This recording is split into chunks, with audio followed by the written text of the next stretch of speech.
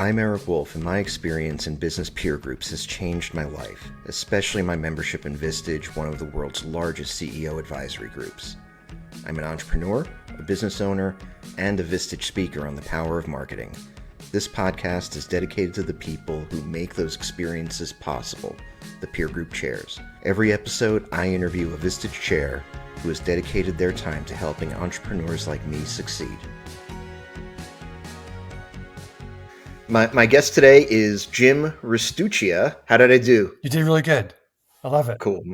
My mother's maiden name was Montagazza, so I've got some Italian, and Ristuccia. I love it. There you go. You're based in San Diego, That's correct. and you are currently running three groups, you're running two groups. You're starting a third. That's correct. And we're gonna talk about especially one really interesting group that you're leading.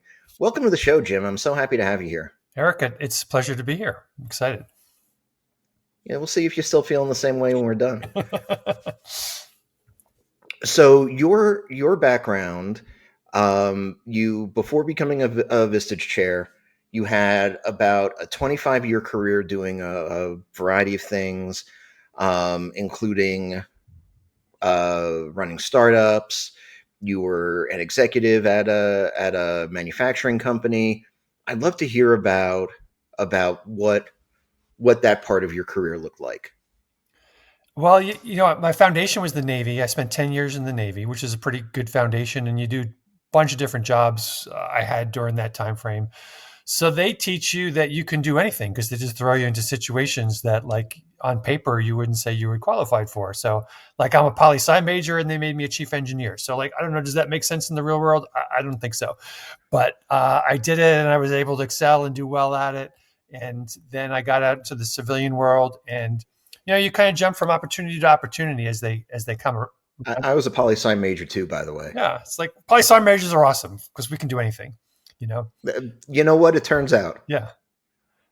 Even be engineers. Even be engineers. You just never know. It's like, and I was an engineer twice. So maybe that was, I have experience in engineering. So, and I was a real engineer too, because there's two types of real engineers. There's a train engineer and a ship engineer. And I was the ship engineer. All these other engineers, they don't make things run, they just do designs and computer stuff. But anyway, when you're looking into your career, it's like, it's hard to know, the dots don't necessarily connect. I jumped from being in the Navy, and then I do recruiting, and then I got into publishing, and then I got into wine gifting. So in my civilian world, it's like, doesn't really make sense. But like now when I look back as a Vistage chair, it makes perfect sense because all those dots like all come together, and I have experience in a wide area.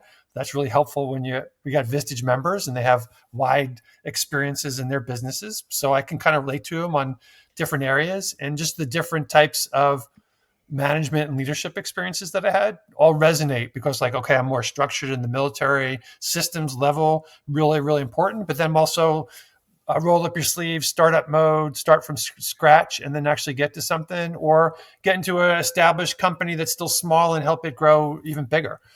So I had a couple of different experiences that I can share with my members. And I was going to say that it feels like the different types of roles that you described really lend themselves to different types of leadership, different things being demanded of you. Mm-hmm. Absolutely, because like I started out in the Navy, and I was and I was the division officer for about 15 sailors, and I'm the least qualified of those 15 because they all have been trained to do all these technical things. They were electronics techs, and I didn't have the experience that they had, but I learned how to be their leader. And then I get into a situation where I'm starting my own business, and I'm starting from scratch, and I get a partner, and then we start hiring 1 people, 2 people, 3 people, and I have a small team that I build up. So that's different experience. I come into the more established wine gift company. It was around 20 years. Had about 8 people in the company when I got there. So there was already like a little culture, but I had to come in and help turn that culture around and build that up. And by the time I left, we were about 30, 35 people. So taking it from small, it's still a small company, but significantly bigger than where it was, and taking those experiences, and that really helped. In all of that, did you have at any point a peer group type of experience, anything Vistage or Vistage like in your career? I didn't. And I wish I had now, because now I'm realizing like how valuable that was and what I missed out on through that process. I knew about Vistage. The owner for the company, I was the COO for the wine gift company. He was in Vistage, and I had gone to a Vistage meeting and I participated in some of the one-to-ones. That's how I knew what it was and what the potential of it was. But at the time, I wasn't smart enough to say, "Hey, like, put me in the key group." That would have been made a huge difference, I think.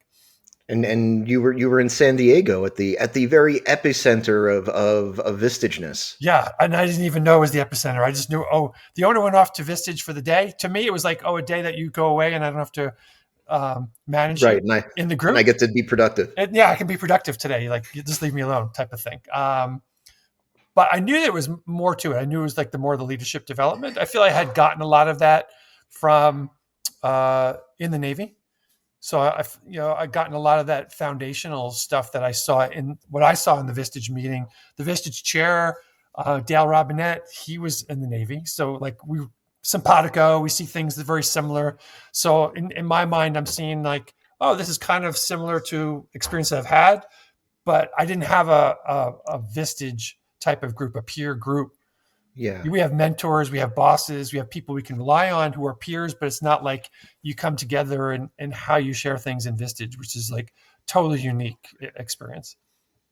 And one thing that I didn't realize until I started actually doing this podcast is that there are an awful lot of chairs that come into Vistage with military experience.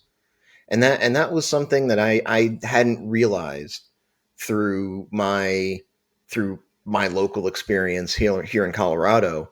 But there are a lot of you that came up through the military and were um, you know in there, officers in some capacity.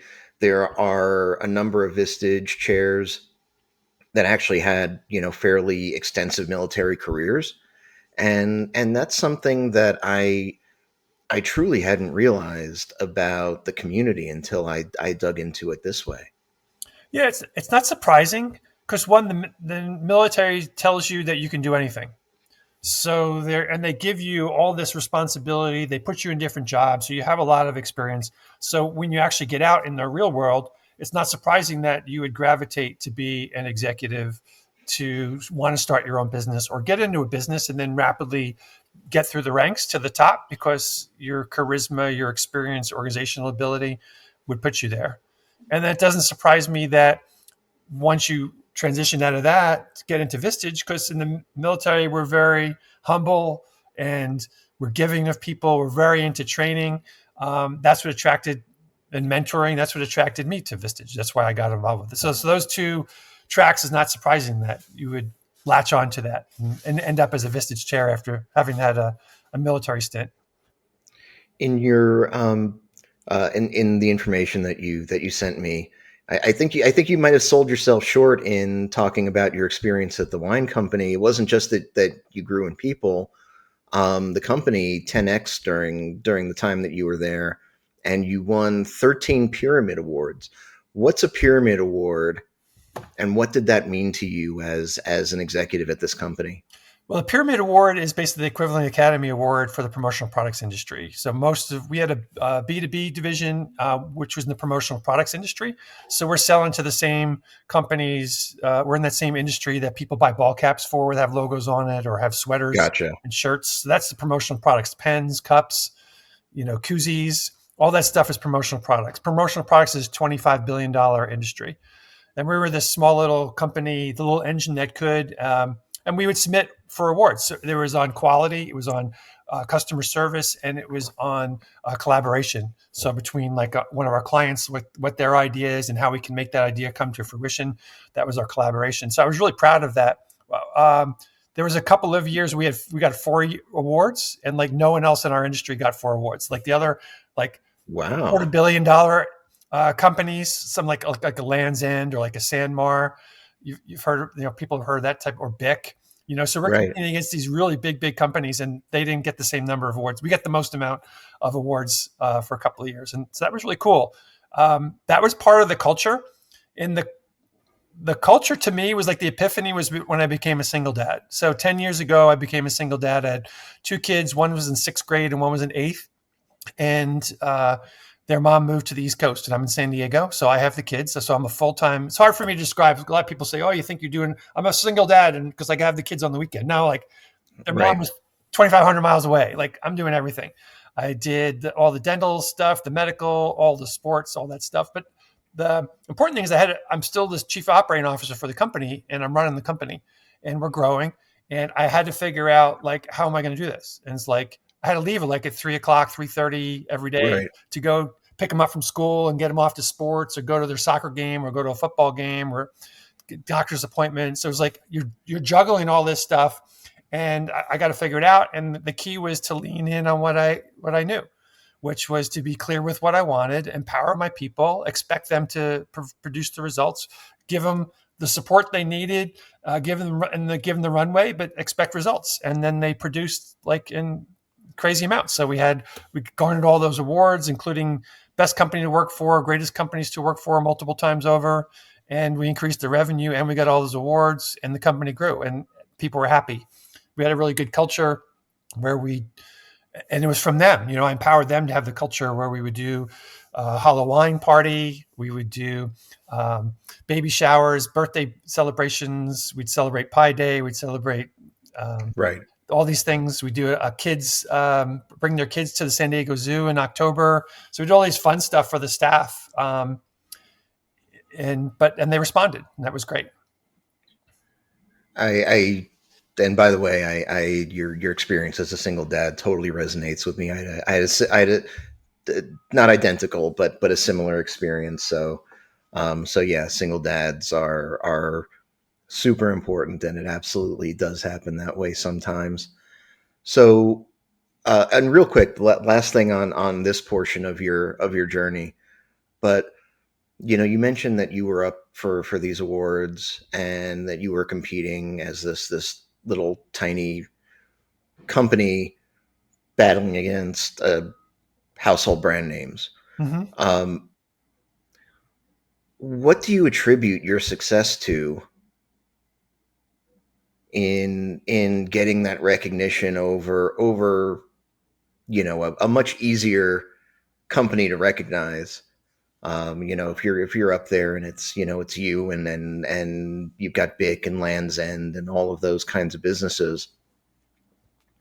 What did you have? What was the secret sauce in what your company had that allowed you to win? Well, one, we had a really unique product. So we do custom etching on the bottles. So that stood out because it wasn't something that was people run across every day. So if you see it, it's like, wow, this is pretty cool. But it was really in the people. It was all in the people. It was all in my people. The quality of the designs, the creativity that would go into it, the quality of the craftsmanship. We just had really high standards, and it resonated with our customers. Our customers really liked that. They would give us really amazing projects to work on, like really intricate designs with like a lot of painting, like just creativity. So that allowed us to do that. On the customer service, we really emphasize customer service and just doing right by the customer all the time. On our business to B2C business, which was to consumers, where we do like birthdays and anniversaries, we had 150 five-star reviews on Google at one point. And no 4, 3, 2 stars. They're all 5 stars. And it wasn't like we deleted them. It was just like Right. they just loved the product. So it was like reflective of we're providing this great product. And that just always shined through with the customers. They always liked it. So you had this career and a lot of accomplishments, obviously. What then made you say to yourself, I'm ready to take the next step and I'm going to be a Vistage chair? What did that look like for you? Yeah, I was just kind of in transition. I had done it for 10 years. So it was like time to do something a little bit different. And I thought about retirement type of thing, early stuff. And I'm like trying to figure that out on doing the graph. Is there enough there and all that? Do I really want to do that? Do I really want to start another business? What do I want to do? And Vistage reached out to me, recruited me really.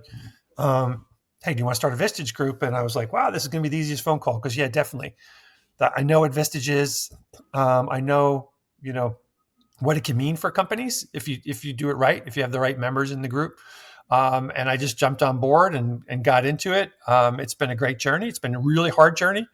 It's hard to herd the cats, so to speak, to get them to Right. come, because especially when you're starting, you're selling. It goes back to, I was doing recruiting back when I got out of the Navy. So you're selling something that doesn't really, it's kind of this amorphous thing out there. So I'll come to join my group that doesn't really exist yet, but be a Right. member, be a founding member, and we'll figure this out get there. And then we won't officially launch till we get to 8, and then we do all this stuff. But yeah, my members are great. They I've been doing it since September of 22. We had meetings. Wasn't like official meeting, but my members didn't know. We just did it every month anyway. Right. We just had our retreat last week. We call ourselves the Refinery. They came up with Nice. my members planned the retreat. They got the pullover things we got a logo and everything that they got, and it was really amazing just seeing them come together after just a couple of years now, and how well that they're working with each other and how well they get along. And I'm listening into the cross conversations, and they're talking about their businesses, and they're having just these really amazing connections, more in depth of what they're working on. And people are challenging them and asking them questions about their business, and they're providing them with suggestions to do things better. It's just amazing seeing all that work, that effortless work that they're doing of what we created together. And not every Vistage group will do a retreat. Mine is we started doing it a few years ago. What would you say is, and I love them, but what would you say is the thing that you've gained, or what's that thing of value that you guys got from the retreat that would have been hard for you to get just in your normal course of business? It would have been impossible. It's just that camaraderie, the connection of doing something together, learning about themselves. We went to the Porsche Experience Center up in Carson, and we drove Porsches around the racetrack, chasing after each other and Oh wow. doing launch starts and all that stuff. It was just fun. And then we had lunch there, and then we went off to Newport Beach, and then we did the lifeline exercise, and that was like super powerful, where you plot out on a graph like all your life events over Yes. decades, and you put an amplitude on like your happiness and how well you're doing, either highs and the lows. So I modeled that like all Vistage chairs. We always model things first. So I got in there and talked about the times I was fired, and talked about my divorces, and I talked about becoming a single dad and those things. I also talked about businesses and the kids being born and all those things. So I set the tone, and then my members like just really dug into it. They really shared some really heartfelt things. We got some amazing lessons learned from that. Looking at that, especially we learned that the lows are all V's in life. They're not U's. Right. It can seem really bad at the time. It makes an impact, but you bounce back, and when you bounce back, you go higher. And that was the experience. So even if times look really bad and bleak, it's going to turn really quick, and it's going to turn quicker than you think, and you're going to come back stronger. So just hang in there, and just having people tell you that, I think, is just like invaluable. Then we went to Oh, dinner, absolutely. and we having like cross talk, and just people are like connecting and talking about businesses and what they're working on, and it was just amazing conversations. And then the next day, I had him write a job description for a CEO, and I'm like, who here has a job description? And no one raised their hand, because no one had the job description. So I'm really big about organization and systems, but it really comes down to clarity. Organization is the clarity. It's not, people talk about structure and organization, but it's like, it provides clarity of what you're doing and what lane do you stay in and what lane do other people stay in. But they wrote their job description, and then they had small group discussions talking about it. And then we talked about it as a group, like what we should be doing as the CEO in the CEO role. And now a lot of CEOs or a lot of business owners will wear multiple hats. So you have to apportion your time for each hat that you're wearing. But in that role, Right. you're really doing the big picture vision stuff.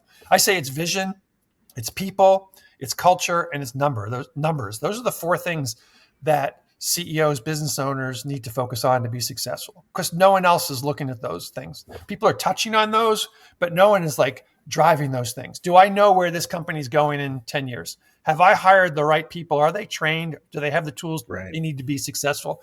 How is our culture? Is our culture intentional, or I'm just letting it happen? Am I driving the culture to get the expectations and the behaviors that I want out of this company that's going to lead us to success? And how are we doing on our metrics? Are we hitting our KPIs? Are we hitting our numbers? Are we profitable? Are we doing those things? Are my people focused on those numbers so that we're intentional about that? Or am I letting my day sales outstanding just drift off into the never land? And I'm not collecting on invoices, and I'm not hitting the numbers, and we're not looking at those things. But those four core things are, I think, just essential. And so we focused on those four core. And that's wonderful. And of course, there's nobody else in the company who's supposed to be accountable for those things. Yeah. And when you are the CEO, I think one of the hardest things is that, a lot of times, stuff keeps, you know, rolling up to you, and you spend a lot of your time, solving all of the various problems that people just sort of throw on top of you. And the real work of the CEO is often the hardest work to do because there isn't time for it. Yeah. It And the key is you have to be intentional to make that time. You got to block that time out. You need that time to think. You need that time to be creative, to be inventive. Um, and it does take intentionality. Just running your business by your inbox, which so many people do, does not provide that intentionality. And us in the retreat, we did that in a day and a half. So I don't know where else you're going to get that experience, to have something right. amazingly crazy, fun experience where you're bonding with each other because you've gone through this together.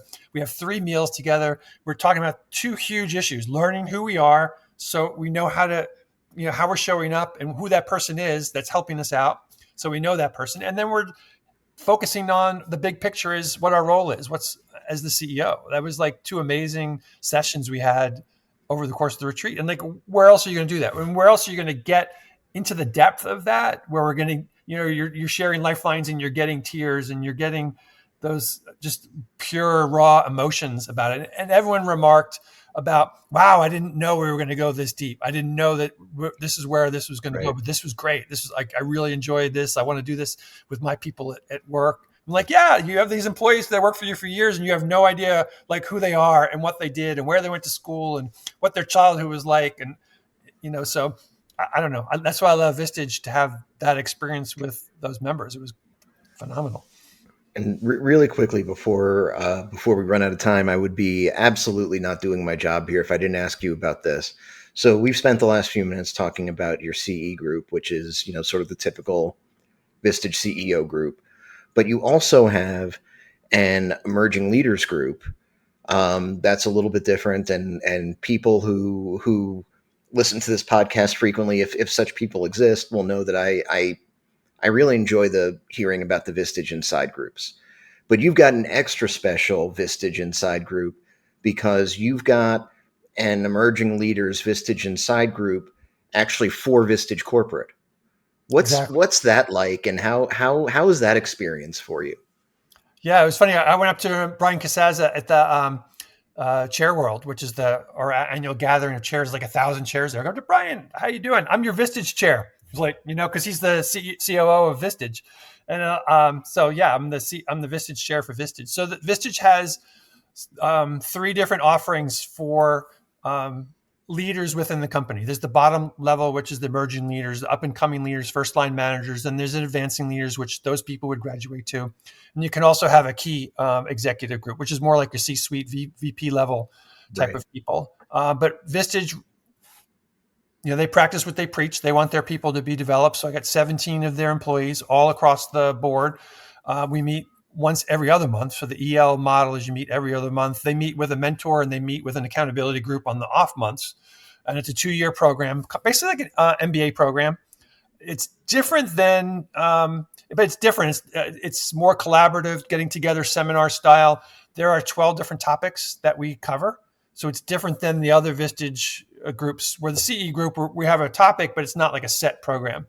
It's But not a this is, curriculum. it's not a curriculum. This is more of a curriculum. We're bringing in a speaker, and then I'm spending the second half of the time challenging them, giving them exercises around that topic. So we've done self-awareness, was one of the ones that we did. We did, performance management is another one that we did. It gives them like the core level skills. It gives them a tool chest to go back to tap into, so they can show up better as leaders in their own organization. But it's kind of cool. Like for me, I love telling people, yeah, I'm the Vistage chair for Vistage. It's like, huh? It's like kind of hard to like wrap your head around. What does that mean? But they're really great people. They're very intentional. They all wanted to be in this program because they know what Vistage is. So for them to have the opportunity to actually be in a Vistage group, so their company sells Vistage groups. So now they get to experience what it's like to be in a Vistage group. So I give them that experience. Well, it's cool on a number of levels. Obviously, professional development, but otherwise, if you're coming in and working at Vistage, how else are you possibly going to understand what that means or what the company is actually delivering if you don't ever get to experience it that way? So I think I love the fact that they're doing it, and it's really cool to have heard about it through talking to you. It's really essential, I think, if you're selling something. We're all selling something, a service or product. It's really important to understand it from the customer's perspective of what the value and the meaning of that is. No matter what you're doing, you just need to understand from their perspective.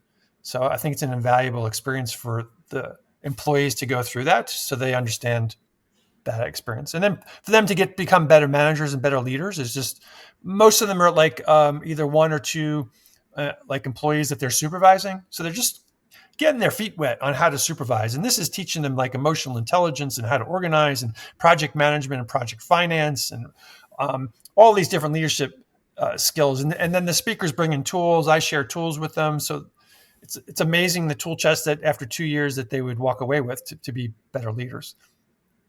Jim, thank you so much. You've been a fantastic guest. I've really enjoyed chatting with you. This has been awesome. What's the best way for folks to get in touch with you if they have questions about Vistage, questions about your CE group? I understand you're also working on rolling out a small business group. What's the best way to get in touch with you if anybody wants to talk to you about any of that?